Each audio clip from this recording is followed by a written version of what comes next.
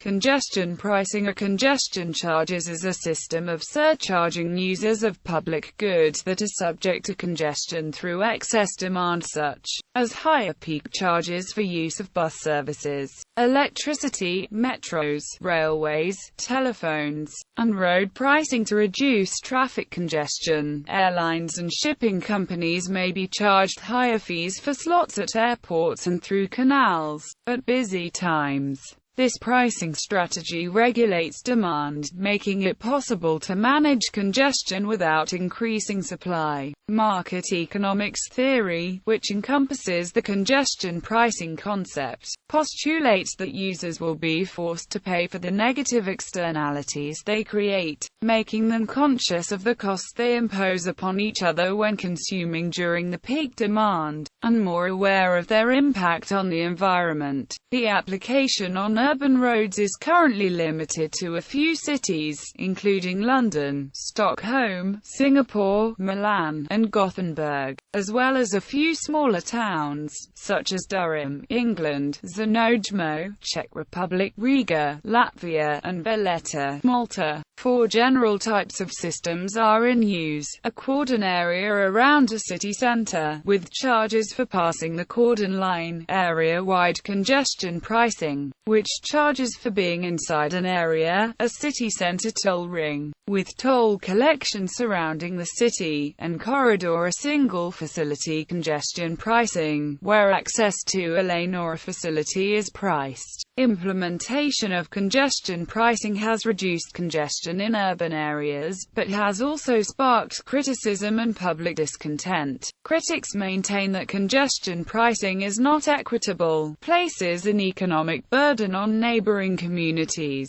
has a negative effect on retail businesses and on economic activity in general, and represents another tax levy. A survey of economic literature on the subject, however, finds that most economists agree that some form of road pricing to reduce congestion is economically viable. Although there is disagreement on what form road pricing should take, economists disagree over how to set tolls, how to cover common costs, what to do with any excess revenues, whether and how losers from tolling previously free roads should be compensated, and whether to privatize highways. Also, concerns regarding fossil fuel supply and urban transport, high emissions of greenhouse gases in the context of climate change have renewed interest in congestion pricing, as it is considered one of the demand-side mechanisms that may reduce oil consumption. Description: congestion pricing is a concept from market economics regarding the use of pricing mechanisms to charge the users of public goods for the negative externalities generated by the peak demand in excess of available supply. Its economic rationale is that,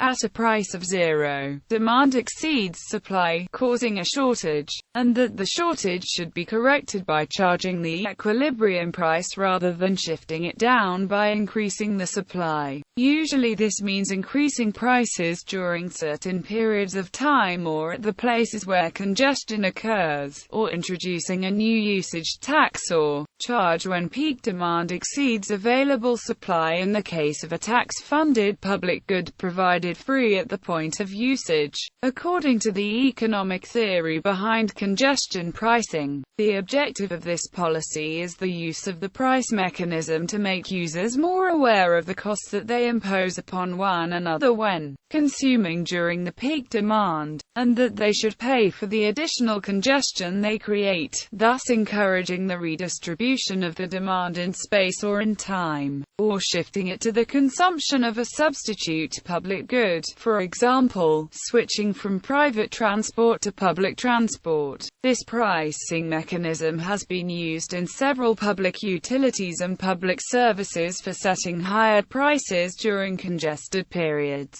as a means to better manage the demand for the service, and whether to avoid expensive new investments just to satisfy peak demand, or because it is not economically or financially feasible to provide additional capacity to the service. Congestion pricing has been widely used by telephone and electric utilities, metros, railways and autobus services, and has been proposed for charging internet access. It also has been extensively studied and advocated by mainstream transport economists for ports, waterways, airports and road pricing, though actual implementation is rather limited due to the controversial issues subject to debate regarding this policy, particularly for urban roads, such as undesirable distribution effects, the disposition of the revenues raised, and the social and political acceptability of the congestion charge. Congestion pricing is one of a number of alternative demand-side strategies offered by economists to address traffic congestion. Congestion is considered a negative externality by economists. An externality occurs when a transaction causes costs or benefits to a third party, often, although not necessarily, from the use of a public good. For example, if manufacturing or transportation cause air pollution, imposing costs on others when making use of public air. Congestion pricing is an efficiency pricing strategy that requires the users to pay more for that public good, thus increasing the welfare gain and net benefit for society. Nobel laureate William Vickrey is considered by some to be the father of congestion pricing, as he first proposed it for the New York City subway system in 1952.